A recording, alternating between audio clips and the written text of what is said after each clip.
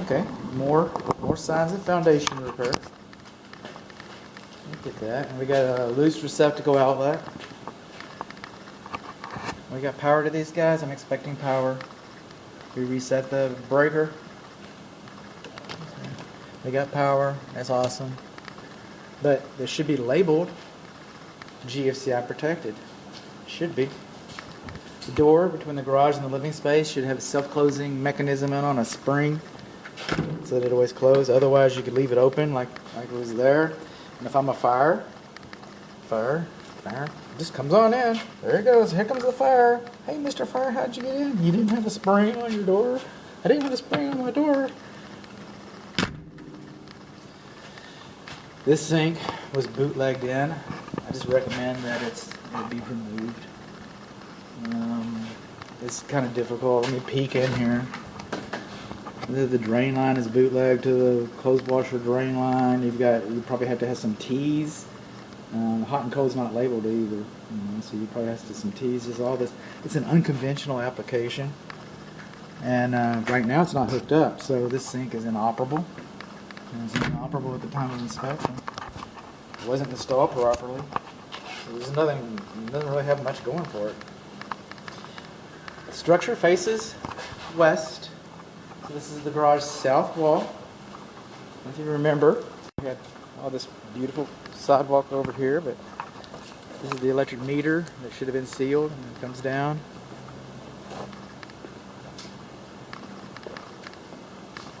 Now this panel looks like it's a recent vintage.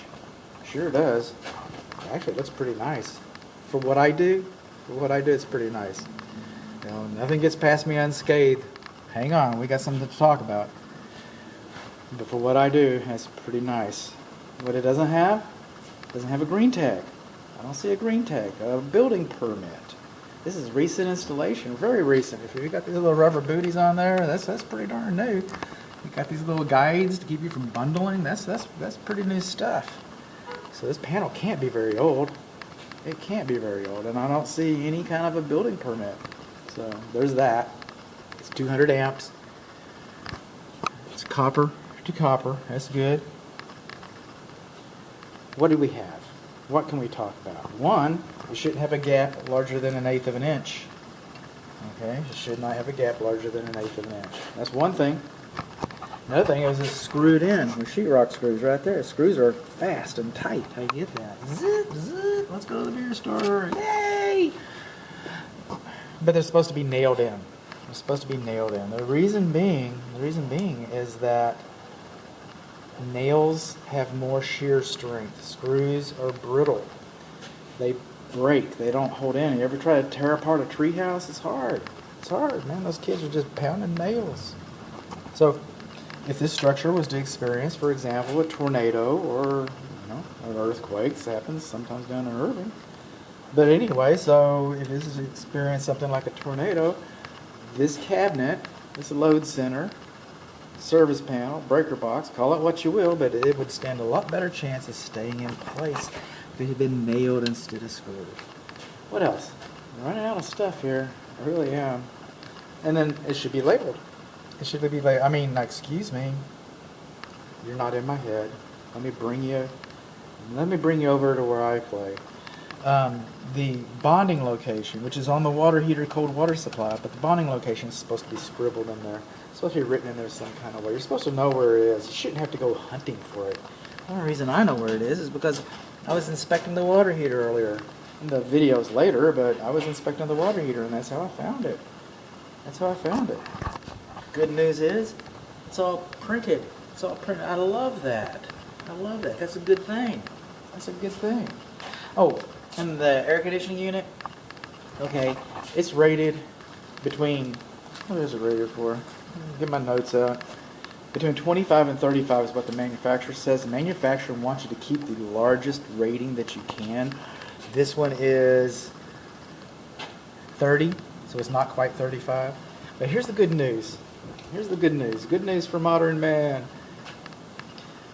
The system is old. It's about to be replaced. It's not going to last very much longer.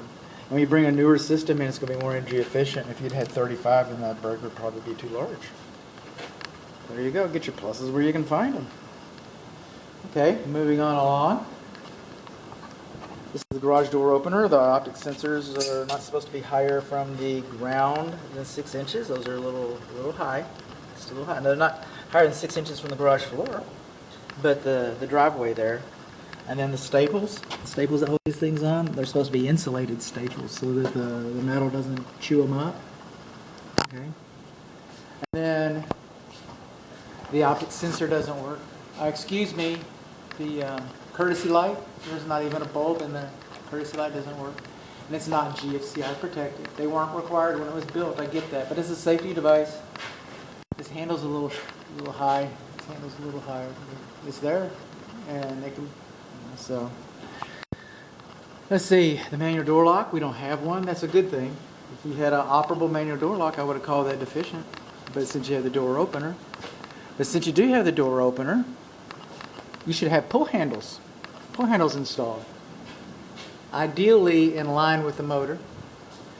So that way, if you pull this emergency release because you have a problem, you can grab the handle and open the door. So we don't have a door, and we got warning notices. That's good. We got warning notice by the button. That's good. The button's illuminated. The button's higher than 5 feet from the ground. This is all good. That hole's a little large as far as fire blocking between the living space. I'll try to remember that.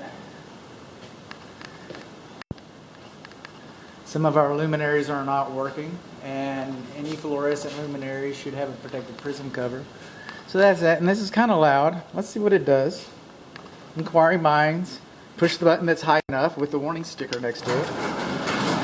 No light. It's kind of loud. Not as loud as I remember it coming up. That's the optic sensor. That's the only way I test them. I'm not here to tear it up. I'm here to inspect it. Okay. Well then, review. What have we got? We got the pinch stickers, like spring tension stickers. We got the warning sticker. We do not have a handle. We do not have a light. We do not have GFCI. Optic sensors are a little high. We do not have insulated staples. And that's about it. That's about it. Lawn sprinkler system. I wish I could tell you more about it. I really do. It says right here, zone number 2 is working. We got it on manual. Zone number 2 is lawn, back, north side. Okay. North side. See, this is west. Let's just turn this off.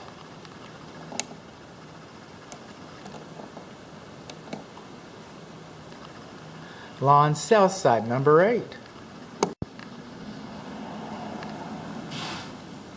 Well, come on, talk to me. Lawn number 8, south side. The reason why I'm doing it this way is because I've been through them all. The lawn sprinkler system is not responding to the. It's not responding to the control timer. This is supposed to be on right now. I've basically walked around the house while all of them are on, and it's never happened. It just doesn't work. The lawn sprinkler system does not work. We'll turn it off just in case something happens behind my back. Do not have a care and use manual. Stations are labeled. Do not have a weather sensor. We already talked about, did we? Or we will. The check valve is buried and the handles are corroded off of it. What else have we got? That's about it. This is the garage tour. This is the garage tour. It was the attic access. I got the cover back on. I did, and I got it to lay down. It looks better than I found it. That's the goal. Just like camping.